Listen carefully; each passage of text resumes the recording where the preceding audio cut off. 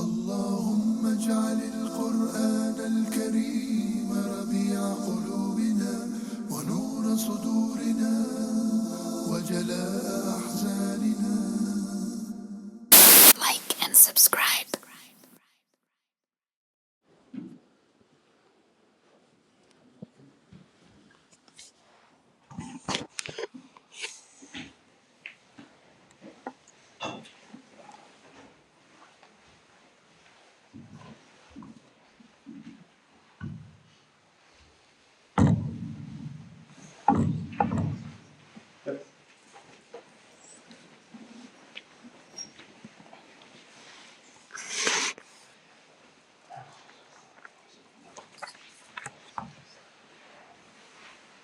Assalamu alaikum wa rahmatullah. Inch'Allah, aujourd'hui on a du thé, hein. Inch'Allah. Tfaddal. Aïe aïe aïe. Je t'ai gâté quoi. On va se verser un petit معلش, hein. سامحوني.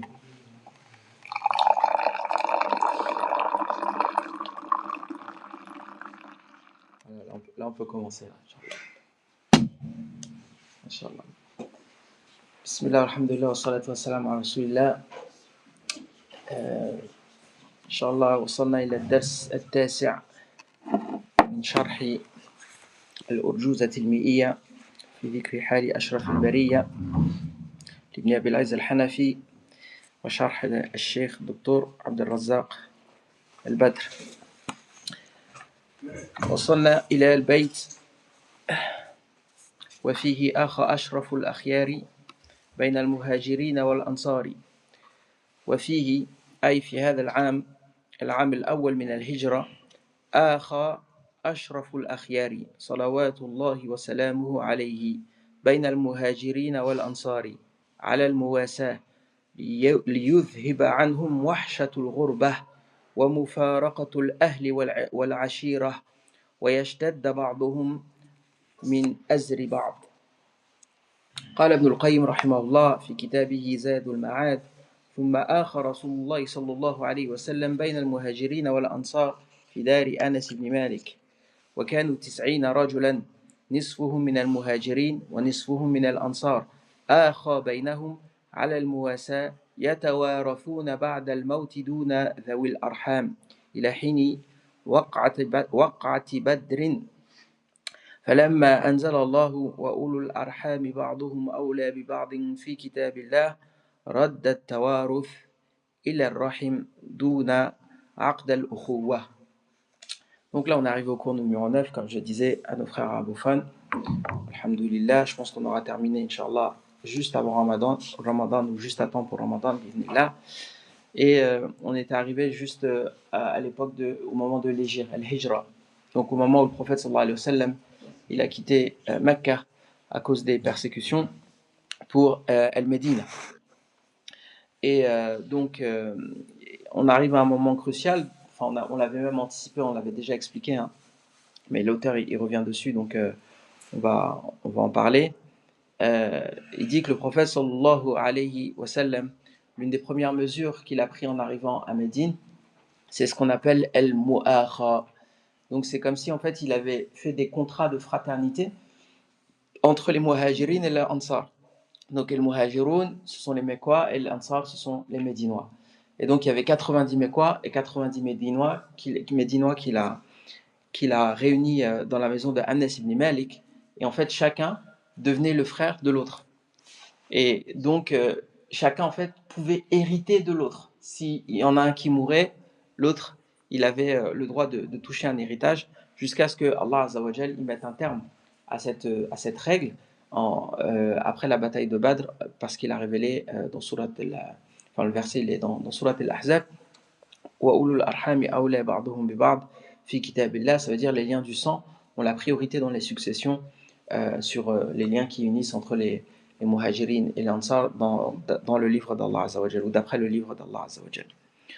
يقول وفي هذه المؤاخاة ضرب الأنصار رضي الله عنهم أروع الأمثلة في الإيثار وقد نوه الله سبحانه وتعالى بكرمهم وحسن إيثارهم في آية تتلى في كتابه قال سبحانه وتعالى والذين تبوأوا الدار والإيمان من قبلهم يحبون من هاجر إليهم ولا يجدون في صدورهم حاجة مما أوتوا ويؤثرون على أنفسهم ولو كان بهم خصاصة ومن يوق شح نفسه فأولئك هم المفلحون حتى كان الواحد من الأنصار يتنازل لأخيه من المهاجرين عن نصف ماله. Donc là, en fait, il explique que les Ansar, en fait, ce qu'ils ont fait en matière de mu'akha, c'est quelque chose d'exceptionnel. Yani, que c'est tellement exceptionnel qu'Allah Azza wa Jal, il en a fait l'éloge dans Surat al-Hashr, et il dit dans le verset, et une partie, on revient aussi à ceux qui, déjà installés dans le pays et dans la foi, accueillir les immigrés avec joie sans ressentir la moindre envie pour ce que ces derniers recevaient, allant même jusqu'à se priver en leur faveur, malgré leur propre indigence. Heureux les gens qui savent se prémunir contre leur propre avarice. Et en fait, Allah Azza wa Jal, il fait ici référence à certains types de comportements, en particulier un hadith, un très célèbre hadith dont on parle très souvent dans les khutbahs. Le hadith, je vais d'abord le citer en arabe et puis on va expliquer, le traduire et l'expliquer, Inch'Allah, tout de suite en français.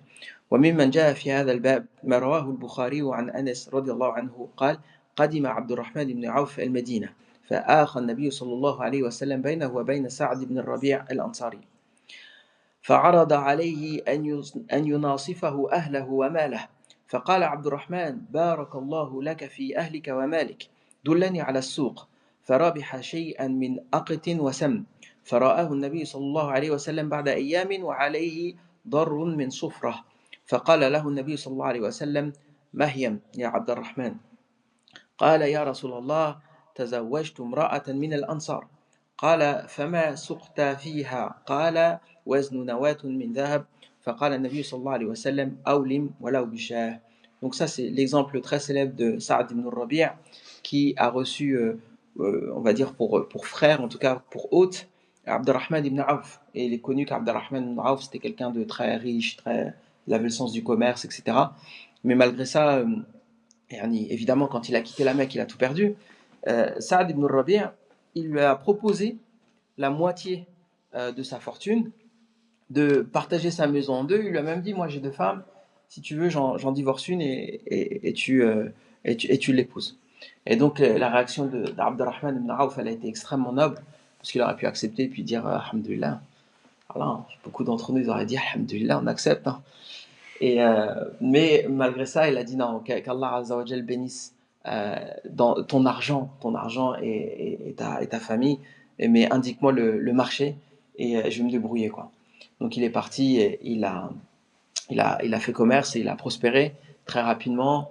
Et quelques temps après, le prophète sallallahu alayhi wa sallam, il l'a vu avec des traces de parfum et il lui a dit mais qu'est-ce qui se passe? C'est quoi le projet là? Et il lui a dit en fait je viens de me marier avec une femme des Ansar. Et le prophète sallallahu alayhi wa sallam, il lui demande s'il lui a au moins donné une dot. Il a dit effectivement je lui ai donné le poids d'une nawa, c'est comme si tu vois le poids d'une date, quoi, d'un grain de date en or. Et le prophète sallallahu alayhi wa sallam ensuite il lui a ordonné de faire une walima, donc de sacrifier une brebis. Il dit ne serait-ce qu'une seule brebis, mais il faut que tu fasses un repas pour célébrer ça, quoi.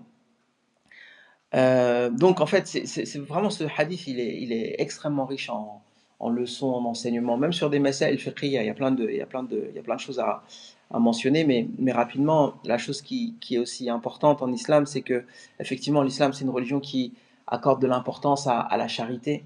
C'est quelque chose d'extrêmement important, l'hospitalité, la charité, le fait de ne pas laisser les indigents dans l'indigence. Mais ça ne veut pas dire que on doit être dans l'abus. Parce qu'il y a des gens qui, même s'ils sont dans la pauvreté, ils sont à la fois dans la pauvreté et dans l'abus parce qu'ils font rien pour se sortir de la pauvreté. Et l'islam, c'est pas une religion qui te dit tu restes à la maison et tu fais des doigts, Inch'Allah, et le reste il va venir du ciel. La dernière fois, je suis en train de regarder vous savez, les émissions de voyage là. J'étais chez mes parents de ça, et il y avait une émission, c'était sur l'île de la Réunion. Et il parlait des oiseaux endémiques à l'île de la Réunion, c'est-à-dire les oiseaux qui n'existent que là-bas. Et bref, le reportage, il montre la vie de l'oiseau du début à la fin, etc.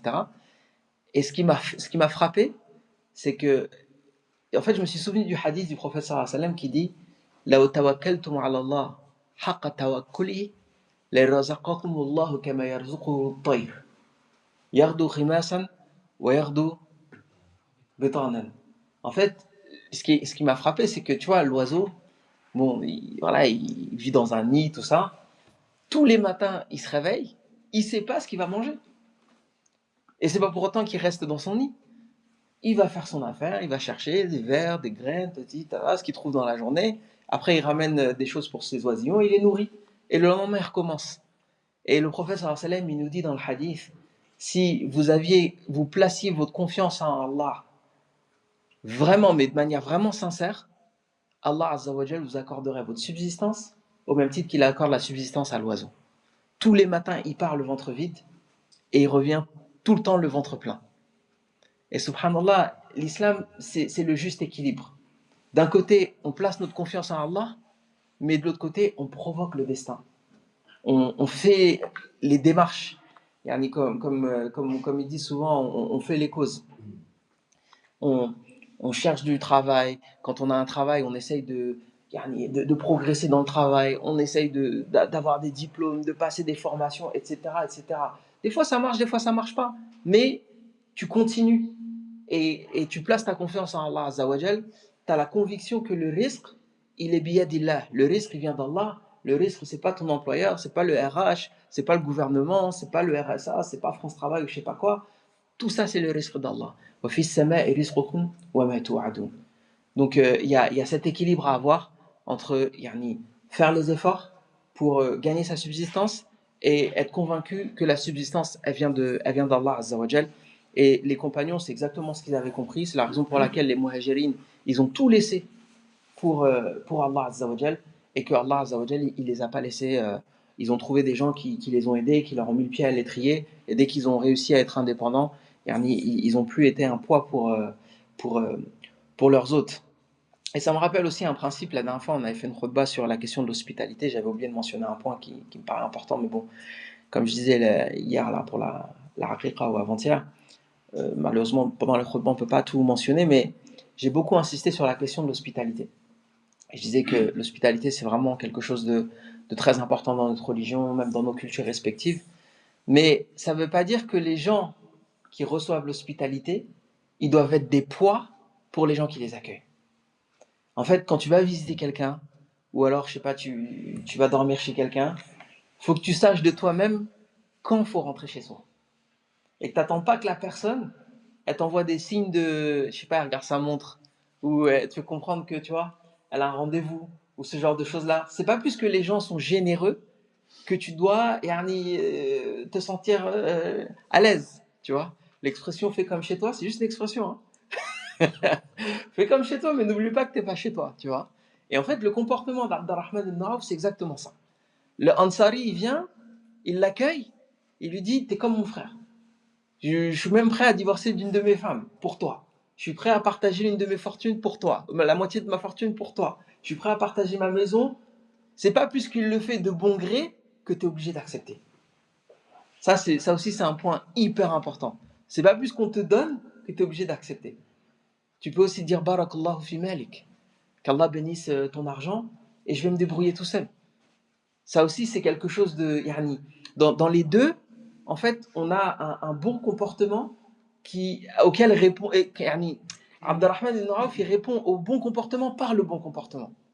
Et parfois, nous, on répond au bon comportement par la lourdeur. Surtout que là, il y a le mois de Ramadan qui arrive. Et c'est le mois des invitations. Je ne sais même pas pourquoi. C'est vrai, hein, c'est le mois des invitations. Normalement, c'est le mois des ibadah. Mais bon, on t'invite, tu réponds à l'invitation, c'est aussi une sunna. On va manger chez les frères. Les frères, ils ont fait un effort. Les sœurs, elles ont fait un effort. C'est de l'argent.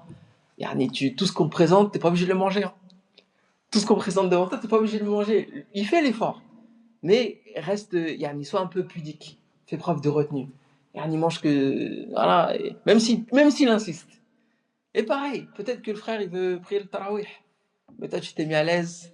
Khalas, t'as mis les pieds sous la table.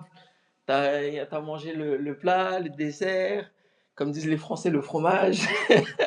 T'attends le thé, les biscuits. Tu vois, et et tu restes dormir à la maison. Faut savoir dire stop, faut savoir dire bon, astazenouk, Inch'Allah, je vais partir, même si le frère dit non, non, non, reste. Tout ça, c'est de la politesse, faut avoir l'intelligence de le comprendre et l'intelligence de partir quand faut partir, l'intelligence de dire non quand faut dire non, etc., etc. نسأل الله إن شاء الله أن يلهمنا الصواب وأن يعلمنا الأدب qu'Allah Azza wa Jalla, Inch'Allah, il nous apprenne le comportement parce que malheureusement parfois on en manque malheureusement. Bref, il dit ثم بنى بابنة خير صحبه وشرع الأذان فاقتدي به وشرع الأذان فاقتدي به ثم بنى النبي صلى الله عليه وسلم بابنة خير صحبه أي بعائشة رضي الله عنها خير صحبه أي أبي بكر الصديق وكان بناؤه عليه الصلاة والسلام بها في السنة الثانية من هجرته صلوات الله وسلامه عليه إلى المدينة وكان عمرها إذ ذاك 9 سنين جاء في الصحيحين عن عائشة رضي الله عنها قالت تزوجني النبي صلى الله عليه وسلم وأنا بنت 9 سنين فقدمنا المدينة فنزلنا في بني الحارث ابن خزرج ففعدت فتمرق شعري فوفى جميمة فأتتني أمي أم رمان وإني لفي أرجوحة ومعي صواحب لي فصرخت بي فأتيتها لا أدري ما تريد بي فأخذت بيدي حتى أوقفتني على باب الدار وإني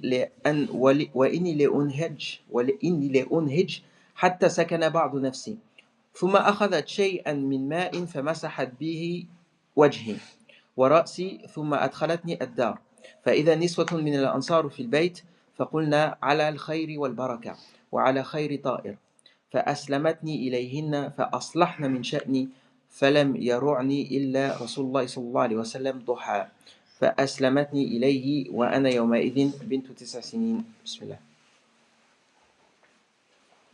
Donc là en fait il explique que cette même année il y a eu la consommation du mariage avec Aïcha radhiyallahu anha.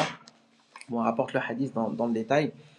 Mais bon, vu qu'on a longuement parlé sur le sujet, je pense que c'est pas vraiment nécessaire de revenir là-dessus, sauf s'il y a des gens qui ont des questions, qui n'ont pas assisté au cours.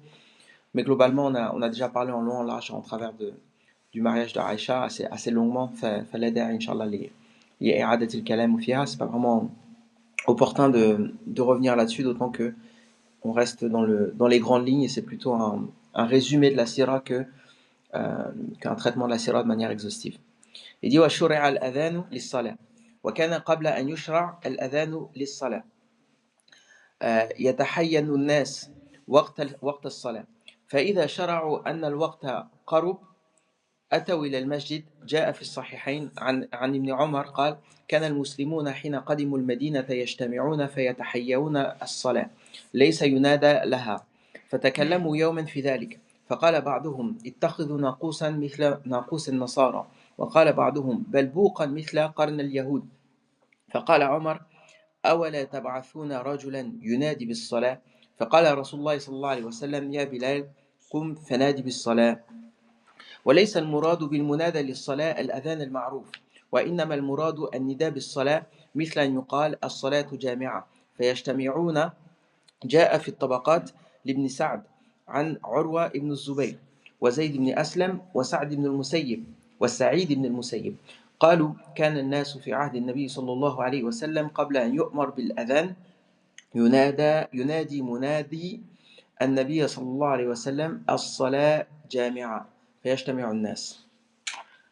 Donc là en fait il parle d'un autre sujet. Il dit que ce qui s'est passé, l'un des premiers événements aussi, les premières années à Médine, c'est on avait expliqué que la prière a été rendue obligatoire quelques années avant la hijra. Et le problème qu'ils avaient, c'est qu'ils savaient qu'il y avait 5 prières par jour, ils connaissaient à peu près les horaires, mais ils ne savaient pas exactement à quel moment. Donc les gens, ils venaient à peu près au hasard, quoi. À la mosquée, pas vraiment au hasard, mais ils faisaient une estimation, ils venaient aux alentours des horaires de la prière et ils attendaient la prière. Donc ils ont rapidement compris qu'il y avait un problème de précision. Donc ils se sont consultés, bon on fait comment maintenant pour savoir exactement quand est-ce que c'est l'heure de la prière. Il y a eu plusieurs propositions. Une des propositions ça a été d'utiliser une cloche, comme le font les chrétiens.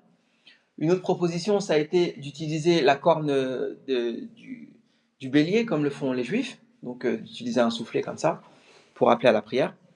Et finalement, Omar leur a dit, non mais pourquoi vous n'utilisez pas la voix d'un homme? Qu'une personne, elle appelle à la prière avec sa voix et c'est tout. Et finalement, c'est la proposition qui a été retenue. Mais ce qu'il faut savoir aussi, c'est que dans un premier temps, c'était pas l'appel à la prière tel qu'on le connaît maintenant. C'était pas Allahu Akbar, Ashhadu an la ilaha illallah, etc., etc. C'était juste une personne qui disait As-salatu jami'a. As-salatu jami'a. C'est-à-dire que la prière vous appelle, quoi. On vous appelle pour vous rassembler pour la prière. Rassemblez-vous pour la prière, on pourrait dire ça comme ça. Et ensuite, il y a eu un événement qui a fait que on est arrivé à la prière telle que, en tout cas, la forme de l'appel à la prière telle qu'on la connaît maintenant.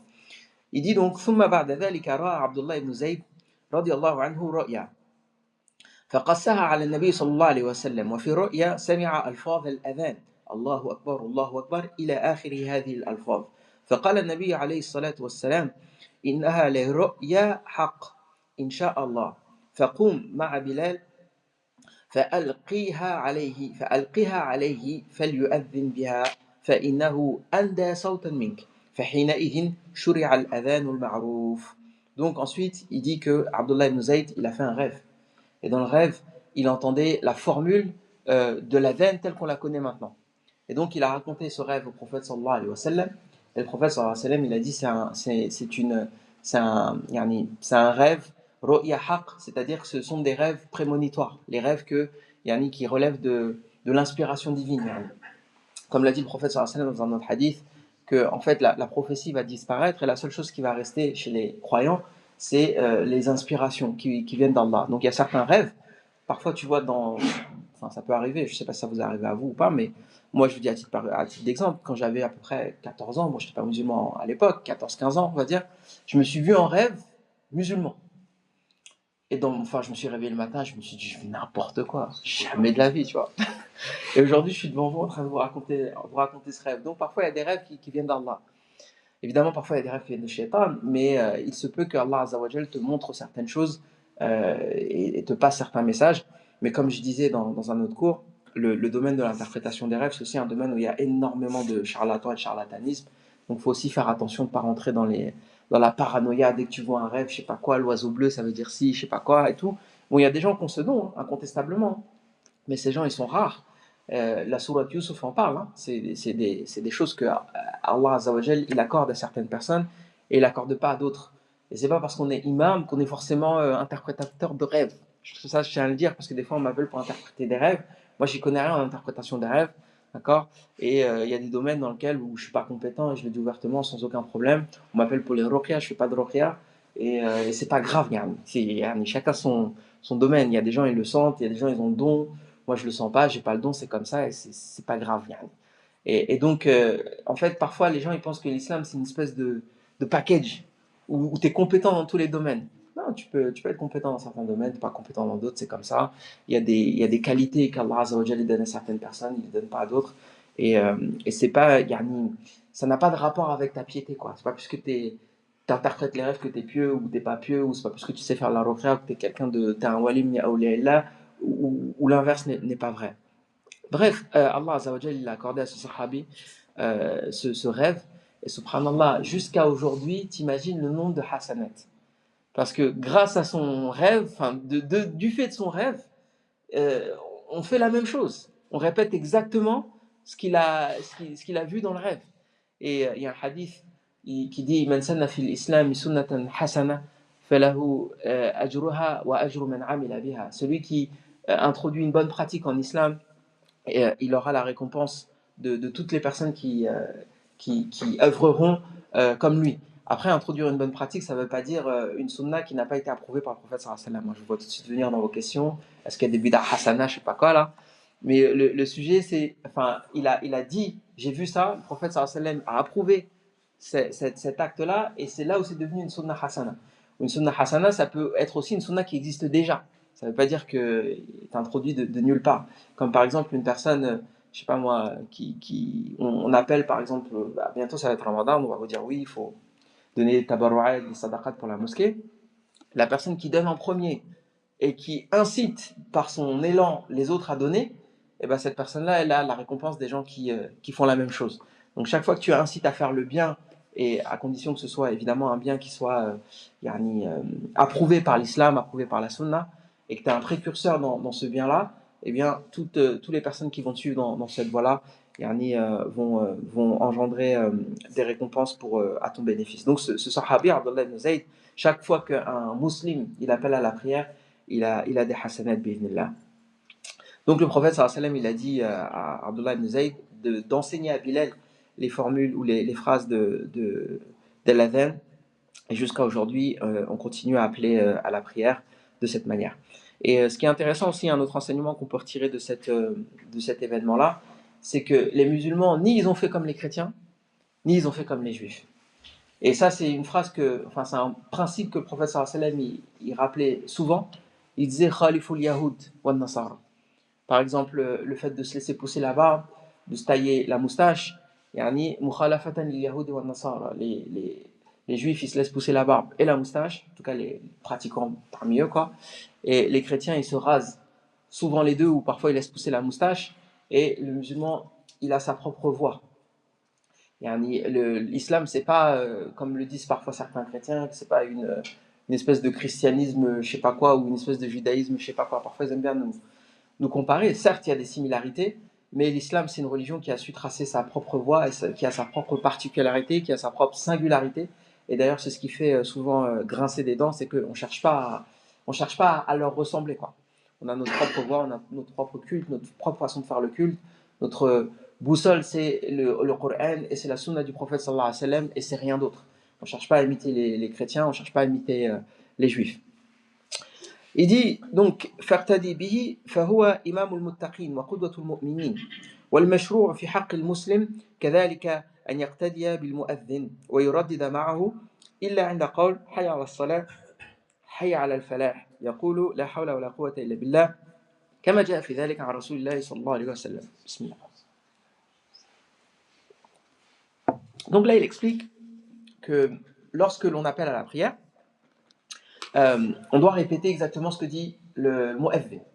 Sauf lorsque le mu'adhin dit hayya ala salah, hayya ala falah, on doit dire quoi?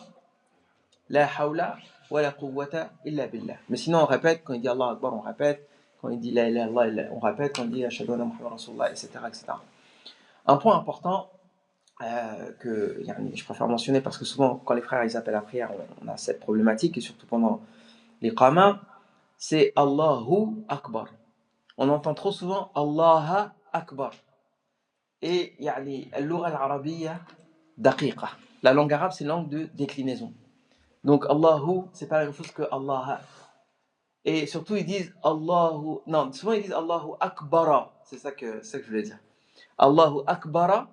Allahu Akbara. Là, c'est Allahu Akbaru. Allahu Akbaru, Allahu Akbar. Même si c'est plus facile de dire Allahu Akbara, mais en fait, si tu regardes bien d'un point de vue grammatical, quand tu dis Allahu Akbara, en fait, tu as transformé une phrase nominale en une phrase verbale. Donc Allahu Akbar, même si en français tu ne peux pas le traduire par une phrase nominale, mais ça veut dire littéralement Allah le plus grand. D'accord? Et sous-entendu, Allah est le plus grand. Si tu dis Allahu Akbara, ça veut dire que Allah a rendu plus grand autre chose. Heureusement que derrière tu dis Allah, tu vois, même si ça n'a pas de sens. Mais tout ça pour dire que c'est ce qu'on appelle en fait dans la théologie musulmane, les fuqaha, il te dit huwa amrun tawqifi, bima'na, c'est pas quelque chose que il n'y a pas d'interprétation possible en fait. La façon dont on fait l'adhan, c'est comme la façon dont on récite al-Fatiha. Il n'y a pas à rajouter ou enlever quelque chose. Donc, par principe, tu dis Allahu Akbaru et tu dis pas Allahu Akbara. Bref, ça c'est un rappel pour les frères qui font l'adhan, parce que même si ça fait 10 ans qu'on répète ça, mais on a toujours le même problème, mais Inch'Allah, un jour ça va finir par rentrer, Inch'Allah. Ça va? Vous n'avez pas de questions? Tout va bien? Alhamdulillah. Bon, après on va rentrer dans l'époque des Razawet. Et dit وغزوة الأبواء بعد في سفر هذا وفي الثانية هذا وفي الثانية الغزو اشتهر هذا وفي الثانية الغزو اشتهر إلى بوات ثم بدر ووجب تحول القبلة في نصف رجب من بعد ذي العشير يا إخواني وفرض شهر الصوم في شعبان. Il dit وعليك السلام ورحمة الله وبركاته. بدأ هنا الحديث عن مغازي النبي صلى الله عليه وسلم، وبين يدي الحديث عنها يجدر التنبيه عن أهمية معرفة مغازيه وعظم فائدتها. روى الخطيب البغدادي في كتابه الجامع لأخلاق الراوي عن إسماعيل ابن محمد بن سعد ابن أبي وقاص الزهري المدني قال: كان أبي يعلمني مغازي رسول الله صلى الله عليه وسلم ويعدها علينا وسراياه ويقول: يا بني هذه مآثر آبائكم فلا تضيعوا ذكرها. وروي عن زيد العابدين علي بن الحسين ابن علي قال: كنا نعلم مغازي النبي صلى الله عليه وسلم وسراياه كما نعلم السورة من القرآن. وغزوات النبي صلى الله عليه وسلم عديدة، منها غزوات شارك فيها صلوات الله وسلامه عليه بنفسه، ومنها بعوث وسرايا لم يشارك فيها. وروى الشيخان عن أبي إسحاق السبيعي قال: قلت لزيد بن أرقم: كم غزا رسول الله صلى الله عليه وسلم؟ قال: 19. قلت: كم غزوت أنت معه؟ قال: 17 غزوة. بسم الله. Donc là, il va aborder le sujet des batailles. Donc après la période mécoise, il y a ce qu'on appelle la période médinoise. Et la période mécoise, elle est différente de la période médinoise. C'est quoi la grande différence entre les deux périodes? Bismillah. C'est une vraie question. Les batailles qui ont commencé. Les batailles qui ont commencé. Ça fait partie des... Exactement. Donc en fait, à la Mecque, ils n'avaient pas reçu l'autorisation de répondre à la violence par les armes en fait. Et à Médine, ils ont reçu cette autorisation, donc ils ont mis en place des armées et ils ont commencé à se battre et ça fait partie des différences. Il y a quoi d'autre comme différence? En fait, la période mécoise et tout ça, il y a aussi les questions dogmatiques. En fait. On parle du tawhid. Exactement. La période médinoise, il y a le shari'a. C'est ça. On commence après à adopter des... C'est ça. Lois, en fait, il a donné une réponse plus globale. En fait, il dit la période mécoise, c'est une période où Allah Azza wa Jal, il parle essentiellement du tawhid. Il parle du jour de la résurrection. Il parle de la vie après la mort. Il parle du paradis, de l'enfer. Il parle du comportement. Comment le musulman il se comporte, surtout dans un contexte de persécution, dans un contexte où il est minoritaire. Et à Médine, la différence, c'est que petit à petit, vous voyez, les obligations religieuses, elles commencent à être révélées et elles commencent à se multiplier, elles commencent aussi à se sophistiquer. Par exemple, à la Mecque, ils n'avaient pas l'interdiction de boire de l'alcool, par exemple. Et ça, c'est venu après. Il n'y avait pas les versets sur le voile. La prière, comme je disais, bon, elle est arrivée à Médine, elle est arrivée à la Mecque, après petit à petit à Médine, après il y a eu le Jumu'ah, après il y a eu l'adhan, etc., etc. On verra après il y a le siyam, après il y a la zakat, après il y a le pèlerinage. Donc il y a une notion de Allah Azza wa Jal, en fait, il a éduqué les compagnons du prophète sallallahu alayhi wa sallam bit tadarruj, de manière graduelle. Et c'est de ça que par exemple les fuqaha ont retiré des enseignements, comme par exemple le frère la semaine dernière, il posait la question de savoir comment il fait par rapport à son travail. Le frère il s'est converti il y a 2-3 mois, c'est ça, hein, il y a 2 mois. 3 mois. Donc, une personne qui s'est convertie à l'islam il y a 3 mois, on ne va pas être aussi exigeant qu'une personne qui est musulmane depuis 30 ans, en fait. C'est pas la même chose. Et on sait que tu ne vas pas changer du jour au lendemain. Et les compagnons, ils n'étaient pas différents de ça. Donc, ils ne pouvaient pas se quitter leurs mauvaises habitudes du jour au lendemain. C'était d'ailleurs le sujet de la khutbah la semaine dernière, enfin, cette semaine, de dire que oui, tu veux changer, c'est très bien. Et il faut que tu changes. Mais l'un des meilleurs moyens d'échouer, c'est d'essayer de changer du jour au lendemain. Il faut que tu acceptes que ta nature, elle est comme ça. Ton nefs, il est comme ça. Il est habitué à quelque chose, il faut le sevrer petit à petit. Tu veux arrêter le sucre? Déjà, arrête de boire du thé Nana, parce que c'est très très sucré. Mais commence par un demi-sucre en moins, puis un autre sucre en moins, et jusqu'à ce que tu finisses par délaisser cette habitude. Parce que tu as des addictions tout simplement. Et les sahaba, bah, c'était la même chose, hein. L'alcool c'est une addiction, etc., etc. Mais là où je voulais en venir, c'est un sujet un petit peu plus pointu que ça, une réflexion un petit peu plus pointue que ça, bismillah. C'est qu'il y a deux approches chez les gens de science concernant cette question des versets mécois et des versets médinois. Parce qu'il y en a, ils disent, les versets médinois ont abrogé les versets mécois. Donc en gros, le musulman aujourd'hui, à partir du moment où la hijra elle est terminée, il ne peut que prendre pour ligne de conduite, la ligne de conduite à Médine. Par exemple, à la Mecque, on lui disait, si on t'insulte, tu patientes. À Médine, on lui a dit, celui qui t'attaque, tu réponds par la même attaque. Alors, ça, en fait, si tu vis dans un contexte où les musulmans sont majoritaires, bah, ça pose pas de problème, c'est normal, tu vois. Tu es dans un pays où l'islam est majoritaire, si on attaque les musulmans d'une façon ou d'une autre, c'est normal de riposter, quoi. Il y a d'autres savants, ils ont une autre approche. À titre personnel, je le trouve plus intéressante. Parce qu'elle te donne plus de flexibilité et elle donne au Coran une plus grande intemporalité et une plus grande universalité. D'autres savants, ils disent en fait, les versets mécois, si tu es dans un contexte mécois, ils sont toujours pertinents. Et les versets médinois, si tu es dans un contexte médinois, ils sont toujours pertinents. Autrement dit, si toi, tu es par exemple musulman dans un pays ou dans un environnement où l'islam n'est pas majoritaire, là, dans ces cas-là, tu vas t'inspirer des versets mécois. Et tu vas considérer que dans la ligne de conduite du prophète sallallahu alayhi wa sallam, lorsque les gens ne connaissent pas ta religion, lorsque les gens sont hostiles à ta religion, lorsque tu n'as pas un état pour te défendre, etc., l'attitude à adopter, c'est la patience, c'est de prêcher, c'est même parfois comme disait le frère la dernière fois, et je me suis un petit peu, je me suis gentiment moqué, mais c'est une réalité. Parfois, tu es dans une situation où tu as peur de faire la prière. C'est une réalité. Non, mais c'est vrai. Et ça, je le comprends. Et je le comprends et je le respecte. C'est humain, quoi. Parce que tu as peur de perdre ton travail, parce que tu as peur qu'on te dise que tu es un terroriste, parce que tu as peur de ceci, de cela. Et on vit dans des pays où tu peux te faire agresser parce que tu as un hijab, ou on peut essayer de te renverser parce que tu as une barbe. C'est moins courant, mais ça peut arriver. Ça peut arriver. Et ça pourrait se produire dans le futur, je ne le souhaite pas.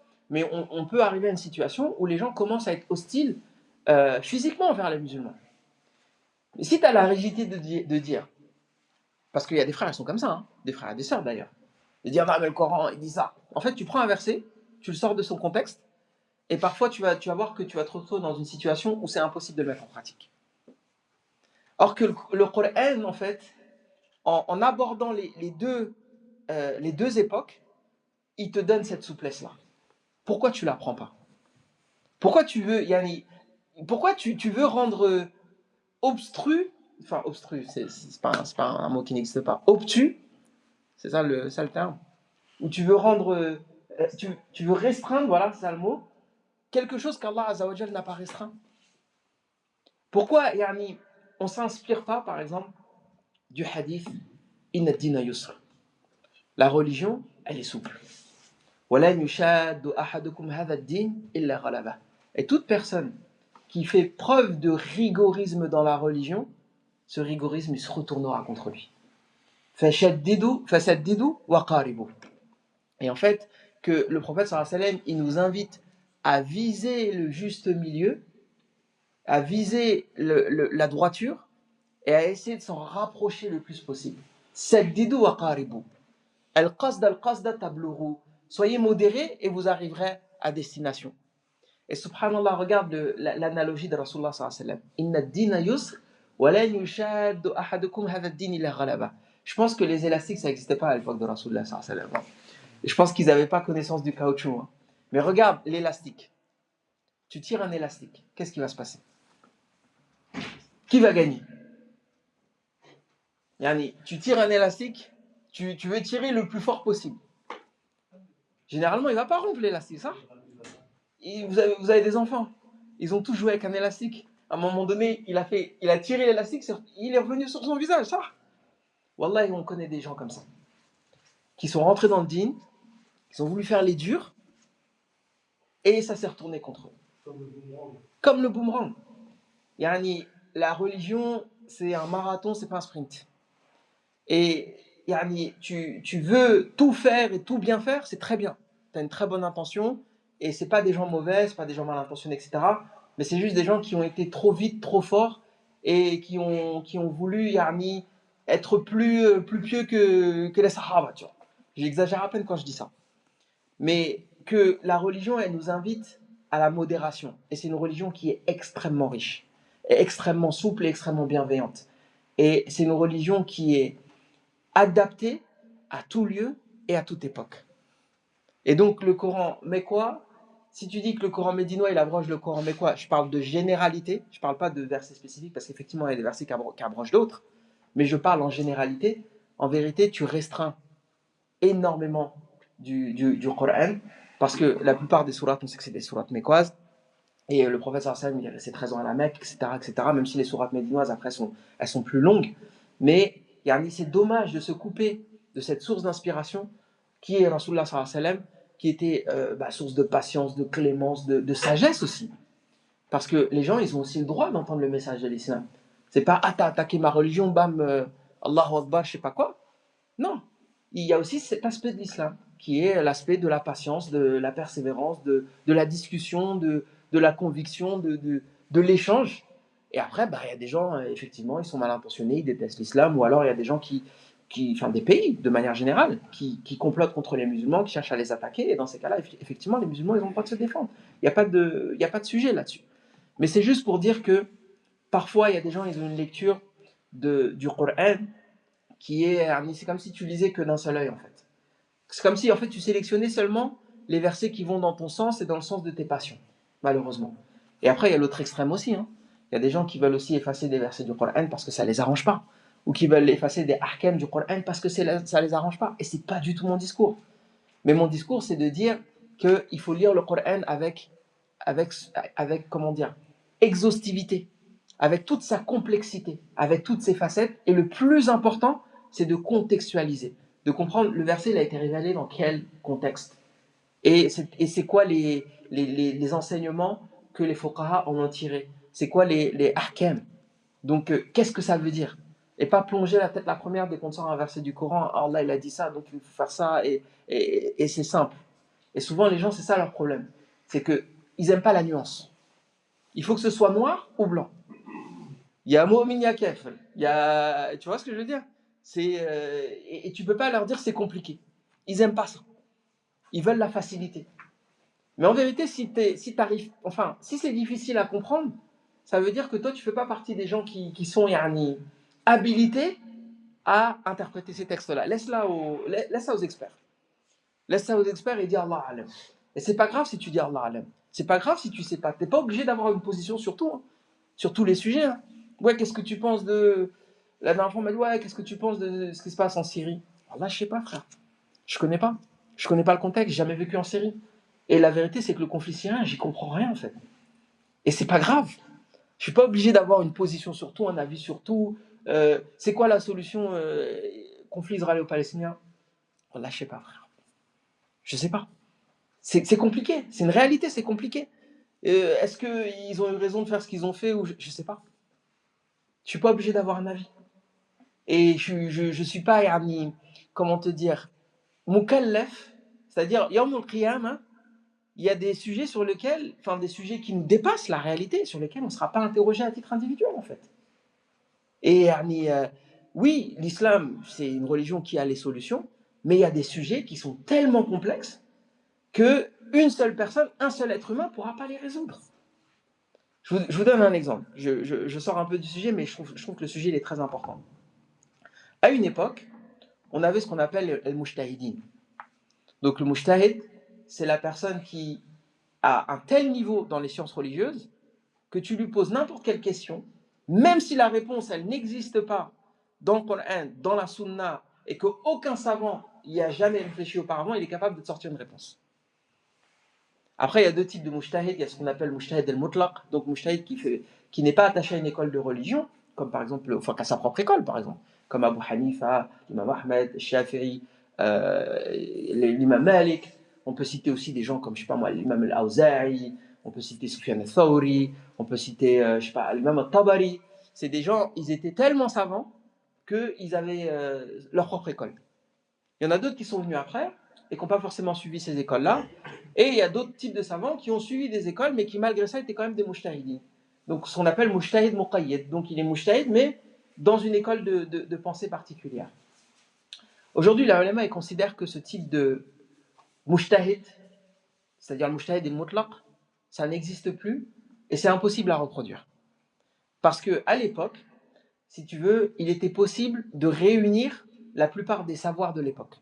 Tu pouvais connaître la plupart des hadiths, tu pouvais connaître la plupart des propos des différents ulémas de l'époque. Tu pouvais même connaître la plupart des sciences, c'est-à-dire par exemple la médecine. Tu vas lire du Ibn al-Qayyim, tu as l'impression qu'il est médecin. Il te parle de médecine, il te parle d'astronomie, il te parle de plein de choses, de géographie, etc. Aujourd'hui, les savoirs ils sont tellement étendus qu'un seul savant, il ne peut pas tout savoir. Tu lui poses une question sur la médecine, il faut qu'il ait la réponse. Tu lui poses une question sur c'est quoi le hukm, je sais pas moi, d'un astronaute qui perd ses ablutions dans le ciel, il faut qu'il ait la réponse. Tu lui poses une question sur, je sais pas moi, l'endométriose, il faut qu'il ait la réponse. Tu lui poses... Non, c'est impossible. Donc aujourd'hui, qu'est-ce qu'ils ont créé? Ils ont créé des conciles de ulama. C'est-à-dire des conciles. Donc, ils réunissent les savants du monde entier. Ils réunissent des experts dans le domaine, par exemple, qu'ils veulent traiter. Par exemple, je sais pas, la médecine. Je sais pas moi, des questions comme le clonage. Ils vont poser les questions aux médecins. Ils vont leur dire, ok, c'est quoi l'état de la science? La science, elle dit quoi sur ça? Ceci, cela. Et ils demandent tous les détails. Ensuite, ils se réunissent, ils délibèrent. Et après, ils érigent des avis. Ils disent le conseil, je sais pas, de la fatwa de Médine ou d'Arabie ou de Turquie ou de je sais pas quoi, mais en général, c'est des conseils internationaux. Et ils donnent un avis sur telle et telle question. Et donc, l'état de la science aujourd'hui, il en est là. Et donc, moi, je veux qu'on m'explique comment, des fois, des frères, de manière individuelle, ils peuvent se permettre d'émettre des avis sur des sujets aussi graves que ce qui se passe en Palestine, ou ce qui se passe en Syrie, ou ce qui se passe à gauche ou à droite.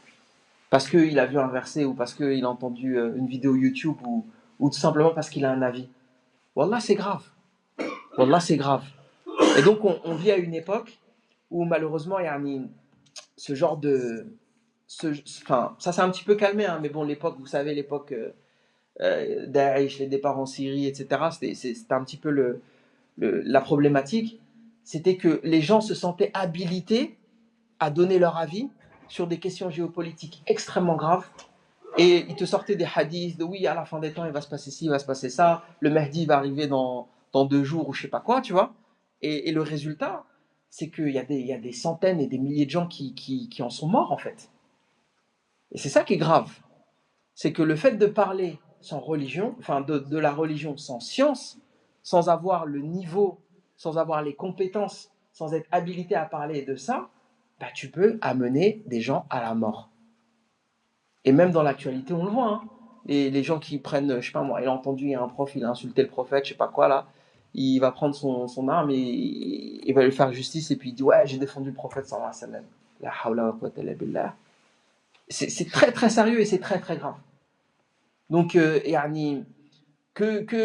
enfin, j'espère à travers cette petite réflexion que ça nous amènera, Inch'Allah, à plus d'humilité face à la complexité. En plus de ça, c'est un petit texte. Hein. Je balance les informations comme ça de mémoire, même si on pourrait y plonger de manière beaucoup plus profonde.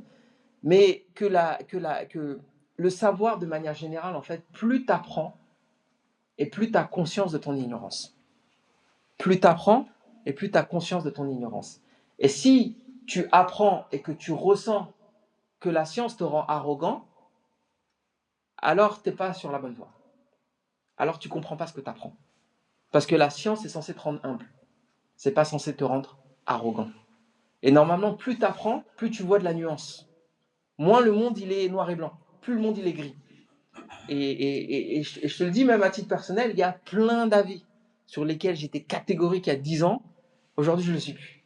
Voire, je dis, je ne sais pas, tu vois. Alors qu'avant, j'étais sûr que c'est comme ça. Et après, tu plonges dans un livre un petit peu plus difficile, plus exhaustif, et là, on te sort des nouvelles choses que tu n'avais jamais entendues, ou des hadiths que tu connaissais pas, ou des règles de fiqh ou d'usul al-fiqh que tu maîtrisais pas, etc., etc. Bref. Donc, tout ça pour dire, il est quelle heure là? 19h06, hein. Bon, on a encore un petit peu de temps.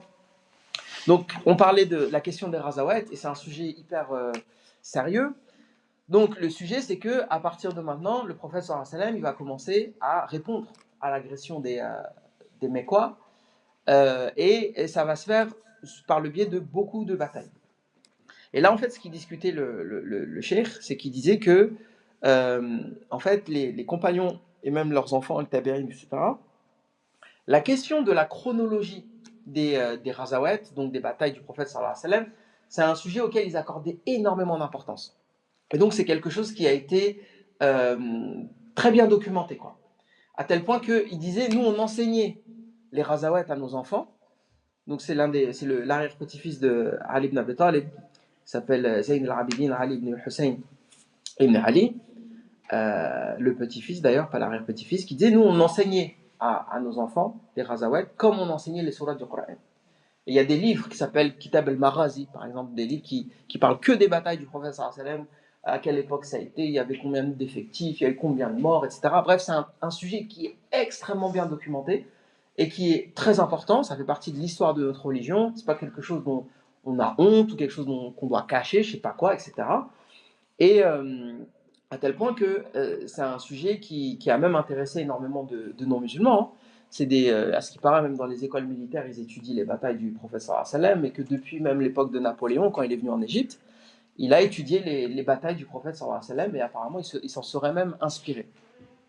Bref, donc après il y a tout un sujet sur le fait de savoir combien de batailles le prophète sallallahu alayhi wa sallam a mené à titre personnel, et ça tourne autour de la vingtaine, plus ou moins, etc. Donc il dit قال الحافظ ابن حجر في شرحه لهذا الحديث قوله 19 مراده الغزوات التي خرج النبي صلى الله عليه وسلم فيها بنفسه سواء قاتل أو لم يقاتل. لكن روى أبو يعلى من طريق أبي الزبير عن جابر رضي الله عنه أن عدد الغزوات 21. إسناده صحيح وأصله في مسلم. وعلى هذا ففات زيد بن أرقم ذكر 2 منها أو عد الغزوتين واحدة. وقد توسع ابن سعد فبلغ عدة المغازي التي خرج فيها رسول الله صلى الله عليه وسلم بنفسه 27. وتبع في ذلك الواقدي وهو مطابق لما عده ابن إسحاق إلا أنه لم يفرد وادي القرى من الخيبر. وأما المبعوث والسرايا فأعد ابن إسحاق 36 وعد الواقدي 48. وحكى ابن الجوزي في التلقيح 56 وعد المسعودي 60 وبلغها شيخنا في نظم السيرة زيادة على 70. ووقع عند الحاكم والإكليل أنها تزيد على 100 فلعله أراد ضم المغازي إليها. Donc là il explique que voilà, il y a divergence, il y en a qui disent une vingtaine, d'autres une trentaine, ils sont arrivés jusqu'à 60, 70 voire 100. Bon, après, c'est les batailles, c'est les petites divergences d'historiens. C'est pas très très important, mais le muhim, c'est que le prophète sallallahu alayhi wa sallam, il a mené des batailles de lui-même, où il était présent. En général, on les appelle el-Ghazwa. Et quand le prophète sallallahu alayhi wa sallam n'est pas présent, en général, on l'appelle as-Sariya. Voilà. وَغَزَّةُ الْأَبَاءُ بَعْدُ فِي السَّفَرِ. Bon, je propose qu'on s'arrête là, Inch'Allah, et puis ensuite on abordera les ghazawat les unes après les autres, et puis qu'on passe un petit peu de temps, là il nous reste à peu près 20 minutes pour les questions, et puis il faudra aussi que je réponde à la question de Fouad qu'il a posée déjà il y a 2 semaines. On va peut-être d'ailleurs commencer par ça, hein. Et si vous avez une question, Inch'Allah, vous en souvenez, et on essaiera d'y répondre. Et puis je sais que des fois il y a des frères qui assistent au dars sur Telegram, et ils m'envoient des questions ou des commentaires sur WhatsApp, et généralement je fais pas trop attention, enfin je le vois après, mais là Inch'Allah j'ai le WhatsApp ouvert, donc les gens du chat, en particulier le frère Tayyib qui envoie toujours des bonnes remarques, Inch'Allah. Si vous avez des suggestions, des remarques, vous n'hésitez pas, Inch'Allah, à m'écrire, et puis j'essaierai d'y répondre en direct. Donc la dernière fois, le frère Fouad a soulevé un sujet qui est hyper important. Il dit, admettons une personne, tu me dis Fouad si je me trompe, hein, une personne par exemple, elle subit quelque chose un viol par exemple. Et en sachant que, comme le dit le verset, ce qui vous a atteint, c'est bima kasabat aidikum, c'est le résultat de ce que vous avez quelque part mérité, quoi. Le résultat de vos fautes et de vos péchés. Donc, qu'est-ce qu'on dit à une personne, c'est comme ça qu'il a formulé la question, à une personne qui subirait par exemple un viol ou un inceste ou un truc comme ça. C'est ça le sens de la question. En fait, je pense que on appelle ça istishhad, donc le fait de prendre ce verset à témoin pour cette situation, c'est pas quelque chose de pertinent. Exemple, dans Surat Al-Kahf, Allah Azza wa Jal, il nous raconte l'histoire d'Al-Khidr Moussa. Et il dit qu'Al-Khidr, en fait Moussa, l'histoire elle est rapportée dans Sahih al-Bukhari. Un jour Moussa, il était en train de faire un cours fi Bani Israël, etc. Et il y a un des enfants d'Israël qui lui dit, il y a Moussa, qui est le plus savant sur terre? Et Moussa, il lui dit, bah franchement, moi je connais personne de plus savant que moi. Parce que si je connaissais quelqu'un de plus savant que moi, bah j'irais le voir en fait. Et là, Allah Azza wa Jal lui dit, il y a Moussa, j'ai un fidèle qui est plus savant que toi, mais tu le connais pas. Et donc Moussa il dit, bah si ce fidèle existe, moi je veux le connaître. Donc Allah Azza wa Jal, il lui donne des indices. À tel endroit tu vas trouver le fidèle, et à l'endroit où tu vas perdre le poisson, etc. C'est pour ça qu'il part avec son valet. Le valet il a un poisson dans le panier, et puis à un moment donné le poisson il saute du panier, il va dans la mer, et le fidèle, enfin le valet de Moussa, il oublie de mentionner à Moussa, puis Moussa il lui dit donne-moi notre déjeuner. Il dit ah ouais j'ai oublié de te dire à tel endroit, machin et tout. Bref, il retourne à cet endroit-là, et là il rencontre un abdan min ibadina, comme dit Allah Azza wa Jal, un de nos fidèles, ataynahu min ladunna ilma. À qui on a accordé de notre part une science. Et c'est pour ça certains soufis disent, pour justifier du charlatanisme, parce que là c'est clairement du charlatanisme, que par exemple leur cheikh il a l'ilm ladunni. Donc, parce qu'Allah Azza wa Jal il dit, on lui a donné une science de notre part, ils ont inventé un terme qui s'appelle la science de la part d'Allah, quelque part, c'est comme ça qu'ils disent, et ça permet de justifier des choses qui n'ont pas de justification. Parce que ce que fait le khidr, ça n'a pas d'explication, c'est pas du tout rationnel. Mais c'est que Allah Azza wa Jal a révélé à Al-Khidr de faire certaines choses. En fait, il lui a révélé des choses qui vont avoir une répercussion dans l'avenir, et donc de prendre des mesures pour éviter que ces choses arrivent. Après, il y a toute une divergence autour de Al-Khidr, est-ce que c'est un prophète, c'est pas un prophète, etc., etc. Mais au même titre que la question du qadar, c'est quelque chose de mystérieux, eh bien Allah Azza wa Jal, il nous parle de cette histoire de manière assez énigmatique. Il nous donne des éléments, il nous en cache d'autres. Mais le plus important, c'est qu'Allah Azza wa Jal, il nous apprend un point fondamental dans la question du qadar. Et que Al-Khidr, par exemple, il monte dans un bateau avec Moussa, et Al-Khidr il lui dit, écoute, déjà il lui dit, en fait tu peux pas me suivre, pourquoi? Parce que tu n'auras pas la patience. La science que j'ai là, tu peux pas la supporter. Tu n'as pas le niveau. Pour dire ça à un prophète, faut, machallah. Et Moussa il dit, non, t'inquiète, je vais tenir et tout, de toute façon si je te pose des questions, on arrête, c'est ça le contrat. Il dit ok, on monte dans un bateau, il monte dans un bateau, et dans ce bateau, bah, c'était des pauvres pêcheurs, des marins, etc. Il y avait un roi qui prenait tous les bateaux des pauvres marins, et donc El-Khidr, qu'est-ce qu'il fait? Il perce le bateau, il le rend inutilisable. Et Moussa lui dit, mais attends, tu viens de faire quelque chose de grave là. Les pauvres pêcheurs, machin et tout. Et El-Khidr lui a dit, ah, je t'avais pas dit de ne pas me poser de questions. Ah, c'est bon, j'ai oublié. Laisse-moi encore une chance. Il dit ok. Ensuite, ils continuent leur chemin. Et à un moment donné, ils croisent un jeune homme innocent. C'est un jeune garçon. Et le Khidr le tue. Moussa il dit, mais t'as fait quelque chose de gravissime. Tu viens de tuer un innocent. Il lui dit, je t'avais pas dit de ne pas me poser de questions. Ah, vas-y, je te pose une dernière question. C'est fini. Je te suis plus. Il dit, ok. Donc ils continuent leur chemin. Ils arrivent dans un village. Le village refuse de leur accorder l'hospitalité. Et plutôt que de poursuivre leur chemin, Al-Khidr il voit un mur dans le village qui allait s'effondrer et il rénove le mur. Et Moussa il dit attends, il refuse de nous accorder l'hospitalité, toi tu rénoves le mur. Il dit ah, ça y est, cette fois c'est la troisième, on va être obligé de se séparer, mais maintenant je vais t'expliquer ce que tu n'as pas compris. Il dit l'enfant, déjà le bateau, il y avait il risquait d'être réquisitionné par la flotte d'un roi, d'un tyran, et c'est leur seule source de revenus. Donc on a voulu faire en sorte que, yani, c'est un mal pour un bien. Ils pourront le réparer le bateau, c'est pas grave, mais le plus important c'est qu'il ne soit pas réquisitionné. Donc en apparence il a fait un mal, mais en réalité c'était un bien pour eux. Ensuite l'enfant, si cet enfant grandissait, il allait devenir une source de mécréance pour ses parents. Il allait être un enfant désobéissant, il allait sortir ses parents de la religion, etc. Donc Allah Azza wa Jalla, il a voulu leur remplacer cet enfant par un enfant pieux. Et c'est pour ça qu'il a voulu que cet enfant meure. Et le dernier événement, en fait, ces gens du village qui étaient manifestement des gens mauvais, il y avait sous ce mur un trésor qui appartenait à deux orphelins. وَكَانَ أَبُوهُمَا صَالِحًا. Donc les deux parents de ces orphelins, ils étaient pieux. Et Allah Azza wa Jalla, il a voulu que ces orphelins ils puissent bénéficier de cet héritage. Et donc en apparence, il a fait un bien pour les gens du village, mais en fait, ils vont passer à côté d'un trésor. Et en fait, cette parabole nous apprend, c'est que en fait, on ne peut pas questionner les actes d'Allah Azza wa Jalla.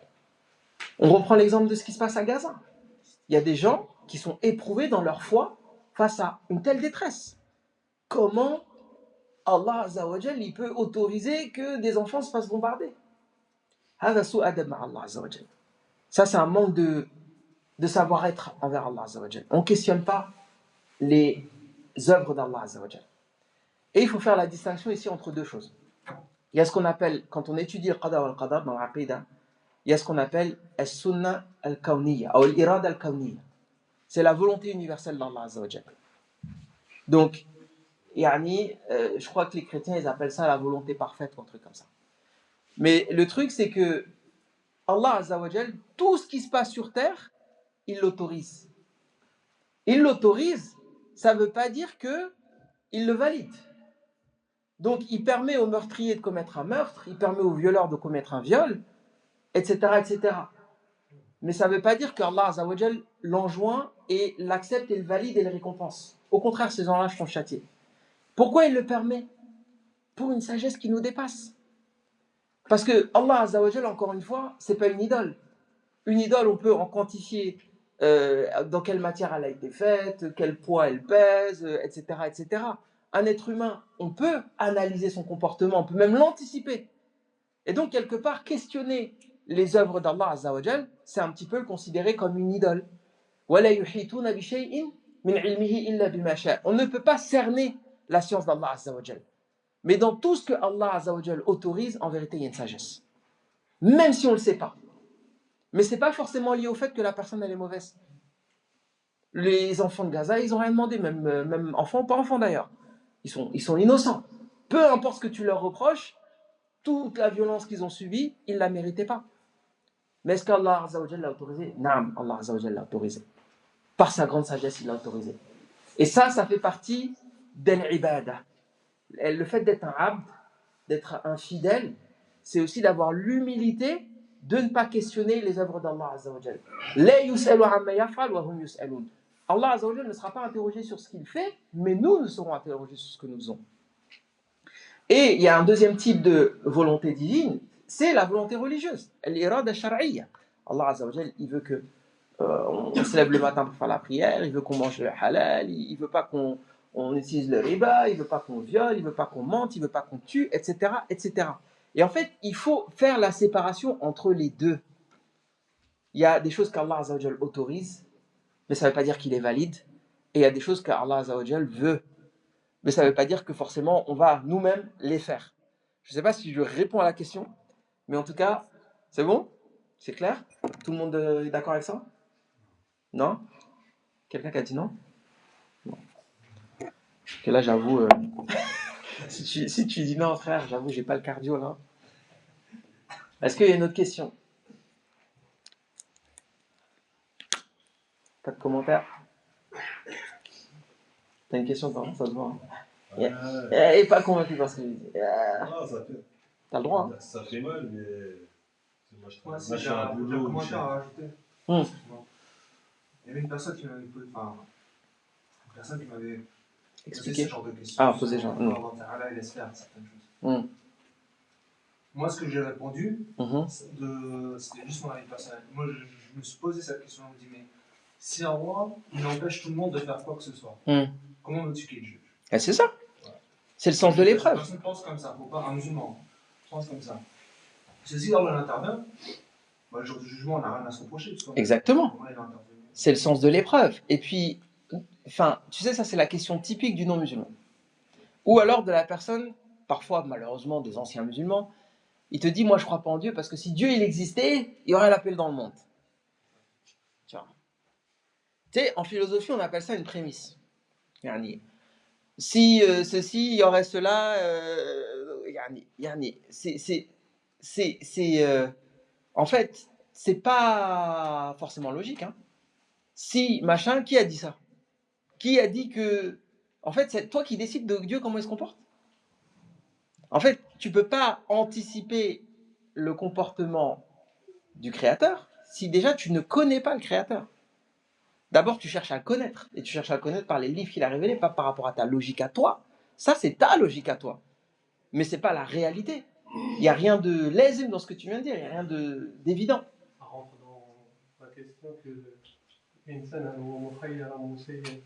Ouais, c'est exactement ça. C'est la question de la sempiternelle. La question, est-ce que l'humain, il a le choix de ses actes ou est-ce que ses actes sont prédestinés? Bon, c'est un peu là, je viens de poser une bombe, là.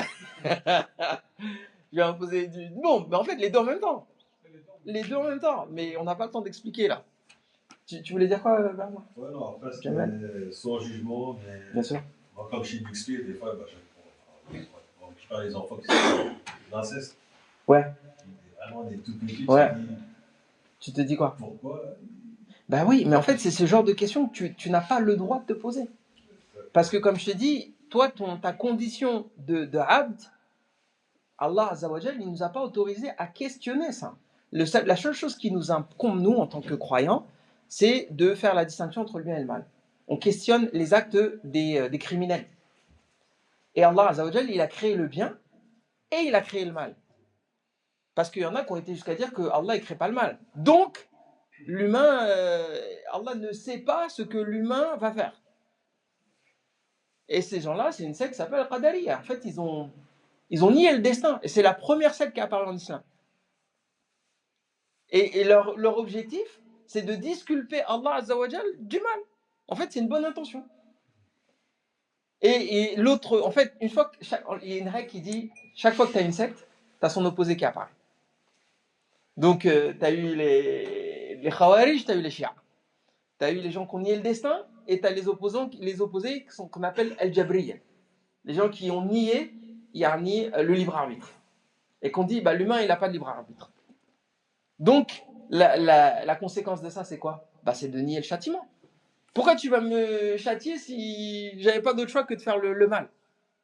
Mais en même temps, si Allah Azzawajal, il sait tout, forcément, il sait quel choix tu vas faire. Et c'est là où tu dois t'arrêter. C'est là où ton cerveau, il n'est pas équipé pour comprendre ce paradoxe, entre guillemets. Et parce que là, tu rentres dans le domaine d'Allah Azzawajal. Tu rentres dans le domaine de la sagesse divine. Et c'est pas le but de ta création. Que tu saches tout, que tu comprennes tout. Et c'est pas le sujet. Comme je disais, quand je parlais de la question d'Aïcha, tu ne seras pas interrogé sur ce sujet. Donc, concentre-toi sur les sujets qui nous concernent. On a suffisamment à faire. Suffisamment de défauts, suffisamment de part d'ombre en nous-mêmes pour, Inch'Allah, s'épargner ce genre de manque de adab, encore une fois, envers Allah. D'autres questions? Je voulais juste rajouter sur la notion du libre arbitre. Dans Sourate la Caverne, on a un verset que celui qui veut croit, que celui qui veut mécroit. Et donc Allah subhanahu wa ta'ala nous a même laissé le choix de ne pas croire. Évidemment qu'il t'a laissé le choix. Évidemment. Ah oui, non, mais après, si tu veux répondre aux gens du libre arbitre, eux aussi, ils le connaissent ce verset. Hein.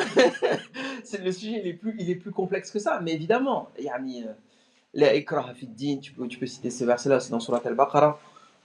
Évidemment que t'as le choix. Mais Allah Azza wa Jal, il connaissait ton choix avant même qu'il te crée. Mais tu vois, comme il dit dans le verset, je crois qu'il dit وَالَّذِي خَلَقَ الْمَوْتَ وَالْحَيَاةَ لِيَبْلُوَكُمْ أَيُّكُمْ أَحْسَنُ عَمَلًا. Et les savants les exégètes disent que en fait Allah Azza wa Jal, il nous a créés afin de nous éprouver et afin que l'on sache lequel d'entre nous est meilleur en œuvre. C'est pas que afin que Allah sache, Allah il le sait, mais c'est que nous-mêmes yawm al-qiyamah, en fait, imagine si Allah Azza wa Jal nous avait créés au paradis. Qu'est-ce qu'on aurait mérité? On n'aurait rien mérité, on n'aurait eu aucun mérite. Et limite, on n'aurait même pas eu le plaisir qu'aurait la personne après être passée par toutes ces étapes. Donc, il vient sur terre, il découvre la religion, il fait le choix entre le bien et le mal, ensuite il meurt, ensuite il est dans la tombe, ensuite il est ressuscité, après tu as le jugement, après il traverse le sirat, etc. Une fois qu'il arrive au paradis, alhamdulillah, tu vois ce que je veux dire? Allah Azza wa Jalla dit فَمَنْ زُحْزِحَ عَنِ النَّارِ وَأُدْخِلَ الْجَنَّةَ فَقَدْ فَازَ. زُحْزِحَ, la personne, mais elle est passée, mais de peu. Cette personne, elle a gagné. C'est quand elle est sur le sirat, non? Ouais, enfin, quand tu es sur le sirat, tu as des crochets, tu as des flammes, tu as des gens qui tombent, tu vois. La personne qui arrive, mais qui rentre de justesse, Allah Azza wa Jalla dit, lui, il a gagné, lui. Donc toi, tu rentres au paradis, après tout ça, tu vas me dire que tu vas pas apprécier le paradis. Et vice-versa. Si Allah Azza wa Jalla nous avait créé en enfer, on aurait dit, mais moi, j'ai rien fait, moi. Tu vois, j'ai fait quoi pour mériter ça? Ah oui, mais si t'avais été sur terre, t'aurais mérité ça. Non, on te crée, tu vois de toi-même, de tes propres yeux, tu passes par tout ce que je viens de mentionner. Le jour de la résurrection, toi-même, tu diras, non, je mérite. Toi-même, tu diras, tu vas lire ton livre, tu vas dire, je mérite. C'est bon les frères? خلاص سبحانك اللهم وبحمدك أشهد أن لا إله إلا أنت أستغفرك وأتوب إليك والسلام عليكم ورحمة الله وبركاته. وفيك.